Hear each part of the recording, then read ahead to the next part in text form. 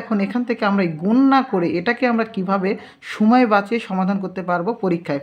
তো মনে রাখবেন যে যখন এই সংখ্যাগুলো থাকবে আপনি এখান থেকে প্রথমে যে সংখ্যাটি থাকবে সেই সংখ্যার উপর স্কোয়ার দিবেন। কি বললাম বলেন তো? প্রথমে সেই সংখ্যার উপর কী করবেন? স্কোয়ার দিবেন। তারপরে যেভাবে সংখ্যাটি আছে সেইভাবে সংখ্যাটি লিখবেন। 3 গুণ 1 গুণ 2। দেখেন 3 সাথে 1 1 2 3 1 2 3 1 2 এটাকে গুণ করে লিখবেন। এটা একটা সংখ্যা, এইটা একটা সংখ্যা এবং শেষের যে সংখ্যাটা রয়েছে সেই সংখ্যার উপর কী করব? আমরা স্কোয়ার করব। এখন এটার উপরে একটা করে টান দেবেন। ওকে, দিয়ে দেখেন তো একের উপর স্কোয়ার করলে কত হয়? 1 হয়। এখন এটা 3 একে 3, 3 দুগুণে কত হয়? 6 হয়। 3-এর উপর স্কোয়ার করলে কত হয়? 3 3-কে 9। তাহলে আমরা সংখ্যাটি কত পাইলাম? 961। দেখেন কত সহজ নিয়মে আমরা কত সময় কম বাঁচিয়ে অঙ্কগুলোকে সমাধান করতে পারি। হ্যালো, আজকে আরেকটি নতুন ক্লাসে সকলকে স্বাগতম। আমরা এই জয় টিউটর 86 ইউটিউব চ্যানেল এবং ফেসবুক পেজ জয় টিউটর, এই দুটোতে আমরা প্রতিনিয়ত ক্লাস আপলোড দিই। তো যারা গণিতের উপর ম্যাথিক ক্লাসগুলো করতে চান এবং সবচেয়ে সহজ নিয়মে এবং সময় বাঁচিয়ে পরীক্ষায় প্রশ্ন তাড়াতাড়ি সমাধান করে দাগাতে চান, তাদের জন্য আমাদের জয় টিউটর 86-এর ক্লাসগুলো সবসময় ফ্রিতে দেওয়া হয়। তো দেখেন এখান থেকে যে কোনো সংখ্যার বর্গ নির্ণয়ের সহজ পদ্ধতি। আজকে আরেকটি টিপস নিয়ে এসেছি, সেটা হচ্ছে যে কোনো সংখ্যার বর্গ নির্ণয়ের সহজ পদ্ধতি। আপনাকে আমি যেমন যদি একটি সংখ্যা 5 তার উপর যদি বর্গ করি, এটা হয় কত? 25। এটা আমরা সাধারণত সবাই জানি। আপনাকে মনে করেন আরেকটি সংখ্যা আমি দিলাম 10, 10-এর উপর বর্গ করলে কত হয়? 10 10-এ 100।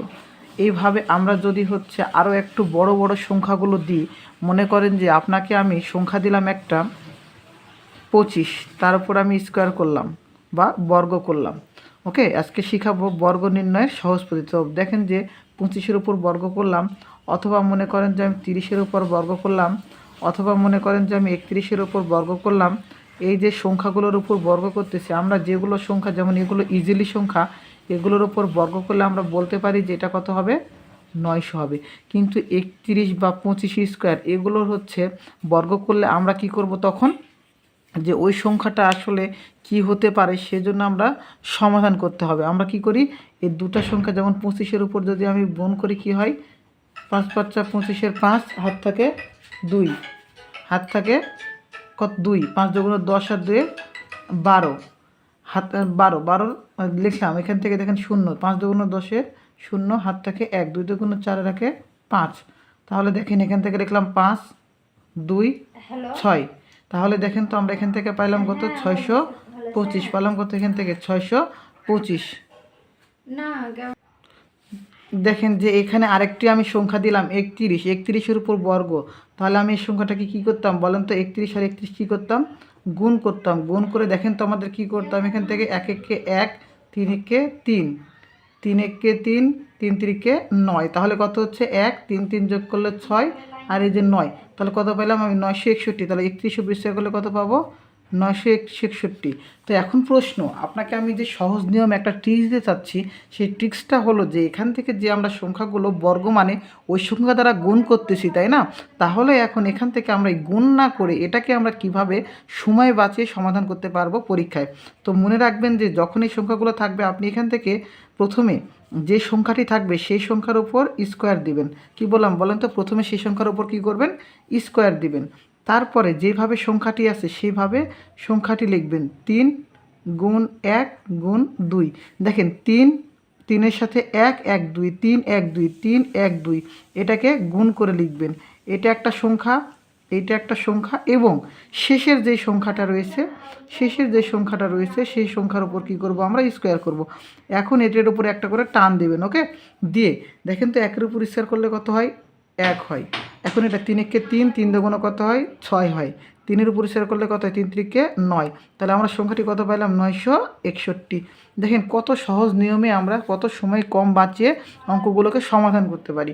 তো আমি আরেকটি সংখ্যা দিলাম, মনে করেন যে 45-এর ওপর বর্গ করলাম। ওকে, 45-এর ওপর কী করলাম? স্কোয়ার করলাম। তাহলে আমি দেখেন তো এই সেমভাবে করব।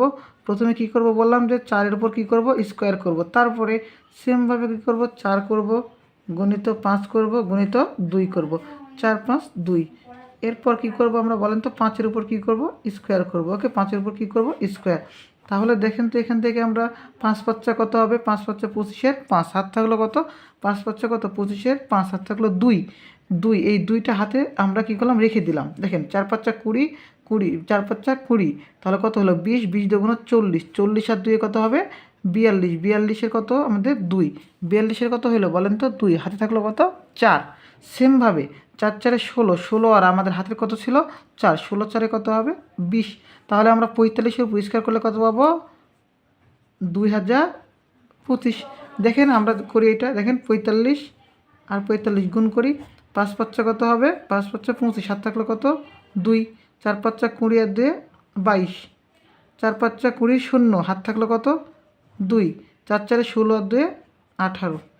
এই নামলো আমাদের 5, 2 2 আর 2 আর 8 10 শূন্য, হাত থাকে 1, 1 আর 1 2। এই যে আমাদের 2025, এই যে আমাদের 2025। তাহলে দেখেন আপনি এইভাবে ব্যবহার করে বিশাল বিশাল সংখ্যাগুলোকে আপনি কি করতে পারবেন বর্গ করতে পারবেন, সবগুলো কি করতে পারবেন বর্গ করতে পারবেন। যেমন আমি একটা সংখ্যা নিলাম, মনে করেন 63, 63 কী করব বর্গ করব। দেখেন তো এখান থেকে আমি একটু আগে যেটা নিয়ম বললাম সেভাবে করবেন। 6-এর উপর কী করবেন বর্গ করবেন, তারপর কী করবেন 6 গুণিত 3 গুণিত 2, এরপর কী করবেন 3-এর উপর কী করবেন স্কোয়ার করবেন।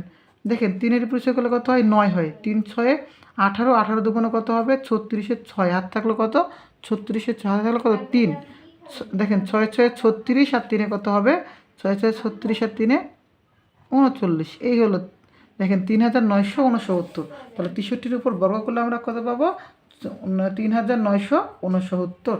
সেমভাবে আমি আরেকটা সংখ্যা আপনাকে বর্গের মাধ্যমে দেখাবো। দেখেন যে 95-এর উপর কী করব বর্গ করব। ওকে, 95-এর উপর বর্গ করে দেখাবো যে দেখেন আরেকটি অঙ্ক, এবং এটাকে অনেক সহজভাবে বুঝবেন। দেখেন যে প্রথমে আমি যেভাবে বললাম সেভাবে করবেন, 9-এর উপর স্কোয়ার করবেন, তারপরে 9 করবেন গুণ 5 গুণিত 2, তারপরে আবার সেমভাবে করবেন 5-এর উপর স্কোয়ার। দেখেন 5-এর উপর স্কোয়ার করলে কত হয় 5 5 25, 5 5 কত 25, হাত থাকলো কত হাতে থাকলো 2। সেমভাবে 5 নং 45 দুগুণ 90, 90 আর 2 কী হবে 90 আর 2 92, হাতে থাকলো কত বলেন তো 9। সেমভাবে 9 9 9 81, 9 9 কত হবে 81, 81 81 আর এই 9 কত হবে বলেন তো 81 আর 9 হবে 90। তাহলে কত হলো 95-এর উপর স্কোয়ার করলে কত হয় 9025, কত হয় 9025। ওকে, এইভাবে আমরা অঙ্কগুলোকে কী করতে পারবো বড় বড় অঙ্কগুলোকে এভাবে সমাধান করতে পারবো। তবে একটা জিনিস এখান থেকে মনে রাখবেন, সবসময় এককের ঘর থেকে সমাধান করব। কি করব এককের ঘর থেকে সমাধান করব। সকলকে ধন্যবাদ।